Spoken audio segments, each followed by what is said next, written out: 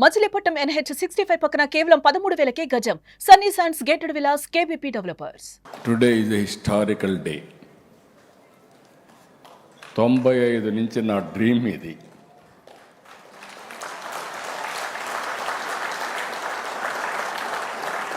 ఎందుకంటే నేను ఎప్పుడూ చెప్పేవాడిని, right time, right man in right place. That is Narendra Modi as Prime Minister of this great country. ఈ దేశానికి వనరులు లేక కాదు, తెలివితేటలు లేక కాదు, నడిపించే నాయకుడు లేకుండా ఇన్ని రోజులు మనం అవస్థలు పడ్డాం. నాకెప్పుడు జ్ఞాపకం ఉంటుంది ఒక కొటేషన్, 100 గొర్రెల్ని ఒక సింహం లీడ్ చేస్తే ఆ సింహం గెలుస్తుంది. 100 సింహాలని ఒక గొర్రె కానీ లీడ్ చేస్తే అది గెలవదు. That is leadership. అలాంటి లీడర్షిప్ ఈరోజు దేశంలో ఉండడం మనందరికీ గర్వకారణం అని మరొక్కసారి మీకు తెలియజేస్తున్నా. ఎవరు ఊహించలేదు. నేను 95 నుంచి అధ్యయనం చేశాను.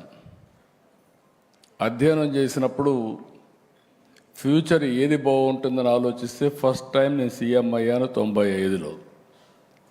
అప్పుడు నేను ఆలోచించినప్పుడు నాలెడ్జ్ ఎకానమీకి బ్యాక్ బోన్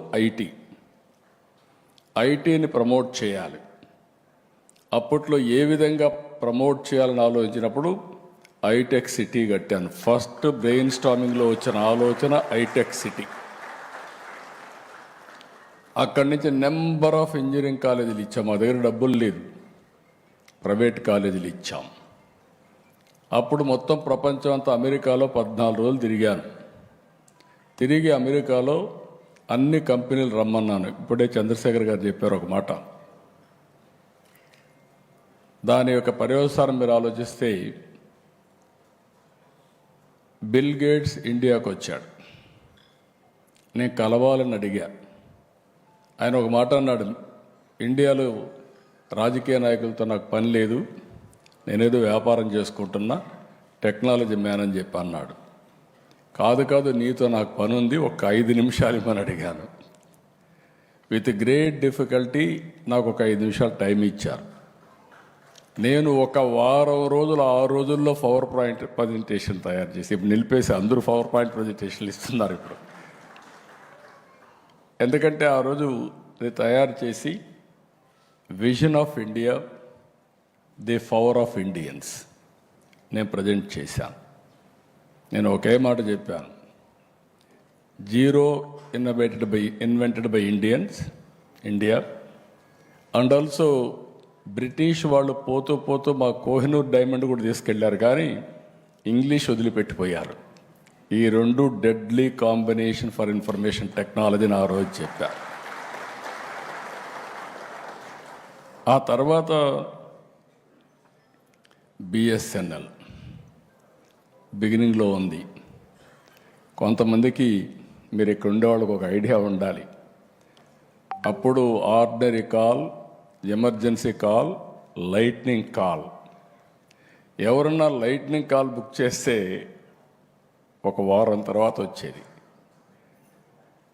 నేను మా అబ్బాయి అమెరికాలో చదివితే నేను అసెంబ్లీలో జోక్గా చెప్పేవాడిని, నేను మా అబ్బాయికి ఫోన్ చేయడం లేదు, ఫోన్ చేస్తే ఫోన్ బిల్ 1000 రూపాయల్లో వస్తుంది, తర్వాత అసెంబ్లీ మొత్తం స్టాలు చేసి మీరంతా నా మీద ఆరోపణలు చేస్తారనే ఉద్దేశంతో నేను భయపడుతున్నాను. దీనికి ఒకటే మార్గం, ఈ ధరలు తగ్గాలంటే ఆ రోజు చైనా చాలా ఫాస్ట్గా మూవ్ అవుతున్నారు, వాళ్ళు చూస్తే నాకు అసూయ. అప్పుడు నేను ప్రధానమంత్రి 2తో ట్రై చేశా. ముందు దేవేగౌడ గారు, గుజరాల్ గారు.